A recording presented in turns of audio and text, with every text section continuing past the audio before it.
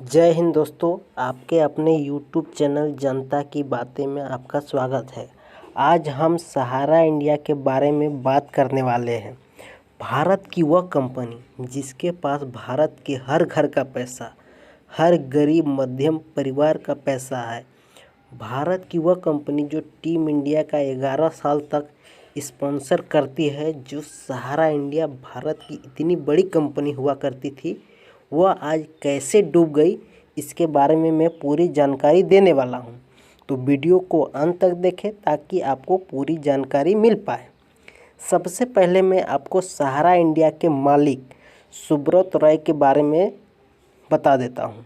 तो सुब्रत राय का जन्म 10 जून 1948 को बिहार के अररिया परिवार में हुआ था। यह एक गरीब परिवार से थे। इनके पिता सुधीर रॉय थे। इनकी शिक्षा होली चाइल्ड स्कूल में हुई थी। उच्च शिक्षा इनका मैकेनिकल इंजीनियरिंग में डिप्लोमा था।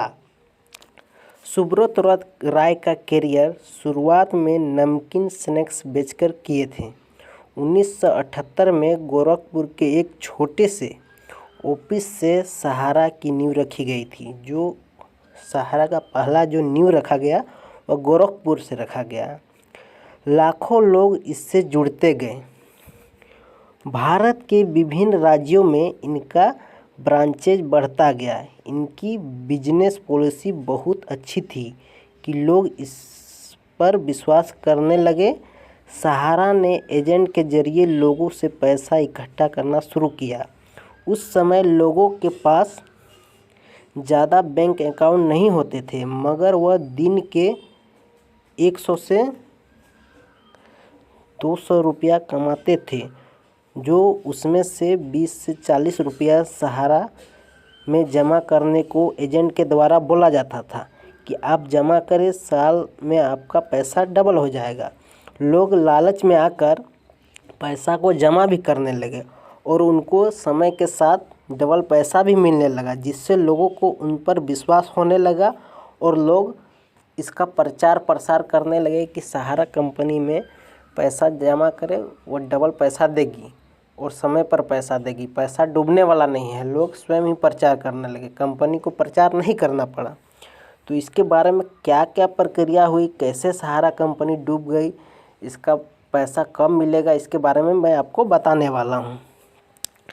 तो सबसे पहले लोगों का विश्वास बढ़ा, कंपनी भी लोगों को विश्वास पर खरी उतरी, क्योंकि पैसा सही समय में सभी को दे रही थी, पैसा डूबने नहीं दे रही थी। इसी तरह 2 साल 4 साल 5 साल तक चलता रहा। उसके बाद कंपनी ने बड़ा गेम खेलने का विचार बनाया। तो बड़ा गेम कैसे खेलेगी कंपनी, उसके लिए बहुत बड़ी घटना उसने रची थी। सहारा दूसरों बैंकों या निजी कंपनी की तुलना में ज़्यादा ब्याज देती थी।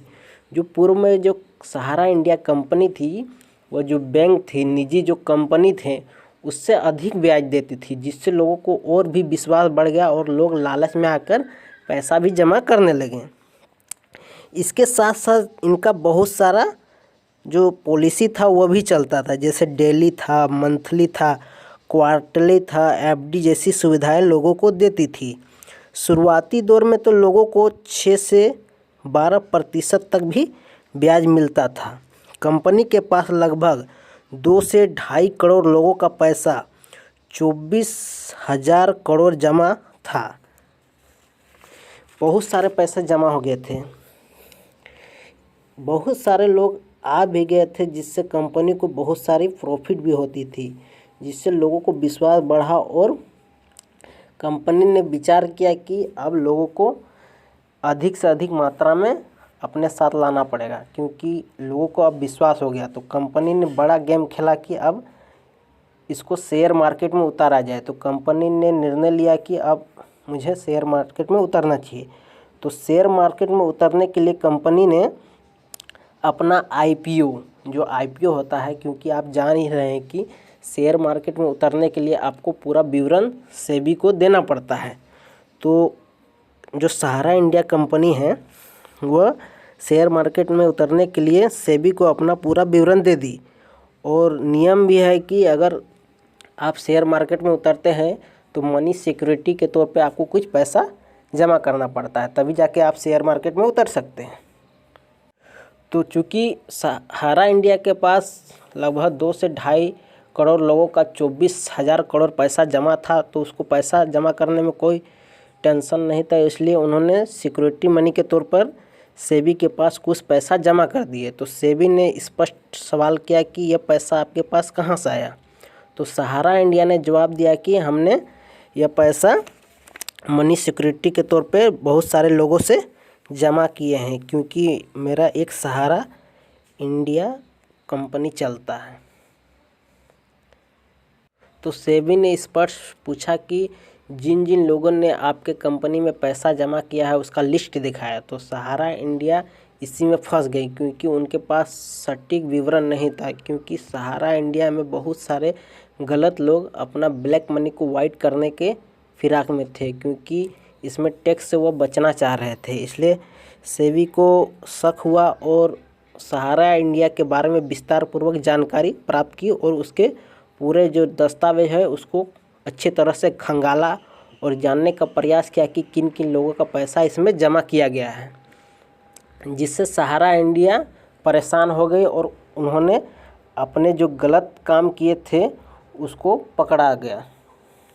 सहारा इंडिया पकड़ाने के बाद सेबी ने सारे पैसे को जब्त कर लिया और इसका मामला अभी सुप्रीम कोर्ट में फंसा हुआ है। कुछ दिन पहले हर राज्य में इसका आंदोलन भी हुआ, मगर अभी तक कुछ निर्णय नहीं लिया गया है। जिन लोगों का पैसा दिया गया है उसके पास डॉक्यूमेंट सही होने के कारण ही उन्हीं को पैसा दिया गया है।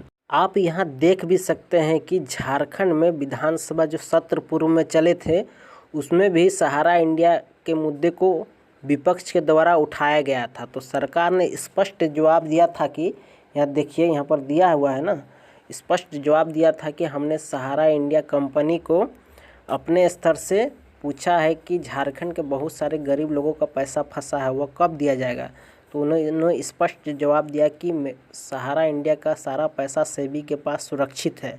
सुप्रीम कोर्ट से जैसे ही निर्णय आ जाते हैं आप लोगों को पैसा दे दिया जाएगा। लेकिन इसमें कुछ लोगों को पैसा मिल भी गया है, तो आपको पैसा कैसे मिलेगा इसके बारे में मैं आपको विस्तृत जानकारी अगले वीडियो में देने वाला हूं। तो आप अगले वीडियो का वेट करें।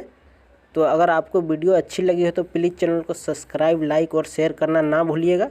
तो मिलते हैं नेक्स्ट वीडियो में, तब तक के लिए धन्यवाद। जय हिंद, जय झारखंड, जोहार झारखंड।